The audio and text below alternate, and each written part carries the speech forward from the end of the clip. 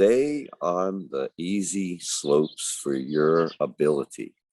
So often people go higher up the mountain than they really should go with a well-intended friend who says, "Oh, I'll teach you how," but they don't know how to teach. They only know how to ski. If you get up to terrain that is above your ability, you're going to become scared and nervous and develop what we instructors call survival habits to survive getting down the mountain. If you take a lesson from a professional, they will guide you and coach you and reinforce the skills that you're just starting off to learn. They will help you try to be comfortable and gain confidence. And that's the most important thing. If you gain confidence that you can ski well through a good lesson, you'll soon overcome the apprehensions and the fears. Stay on the lower slopes and get confidence, and then you will soon realize there's nothing to be fearful of.